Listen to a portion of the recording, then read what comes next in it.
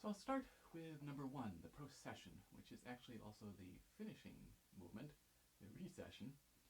And this is a piece that's often not played on the harp. It's optional. But of course it's definitely useful to practice it and make sure that you can play it. And there are certainly times when a conductor might say, no, I don't want harp, and then at the last minute decide that they do, so it's always good to make sure that it's in reasonable shape. Fortunately, it's quite an easy piece to play technically. You're just playing chords, and unlike any of the other movements, you can see why it's optional. It's not really its own individual voice, it's just comping chords underneath the choir to fill in that harmonic structure and make sure they stay in tune. So the only thing to think about technique-wise is the quality of the chords, the type of sound that you want. And in this case, what you're looking for is a really nice, rich sound that just floats under the orchestra, sort of cushions them and provides a great bass for them to sing over.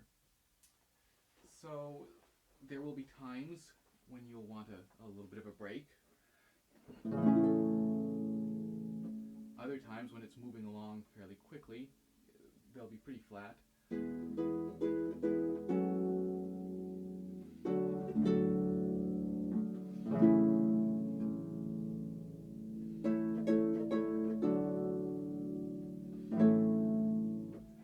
So somewhere between a reasonable break and almost no break at all, but making sure that they don't become harsh or strident, that there's still just rich supporting chords, paying attention to, of course, each finger.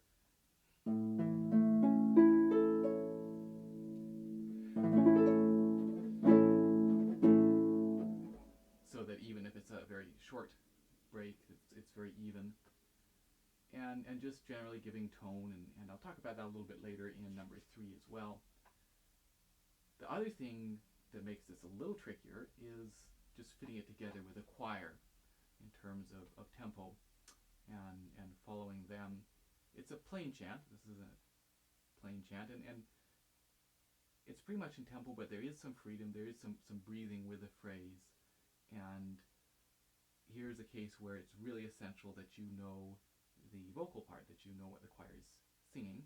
Fortunately, that's printed in our music, the top line at least, so you can sing along or play that on your harp just to familiarize yourself with what it sounds like, and of course listen to recordings here.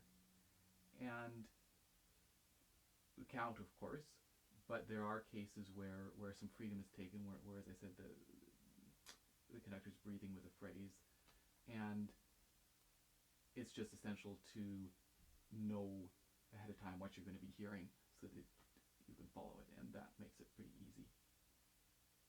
There are a couple case spots towards the end where, depending on the conductor, they may put a little bit of a breath mark in, or they may just go straight through. But again, as long as you know what to expect in terms of what the choir is doing, you should be fine.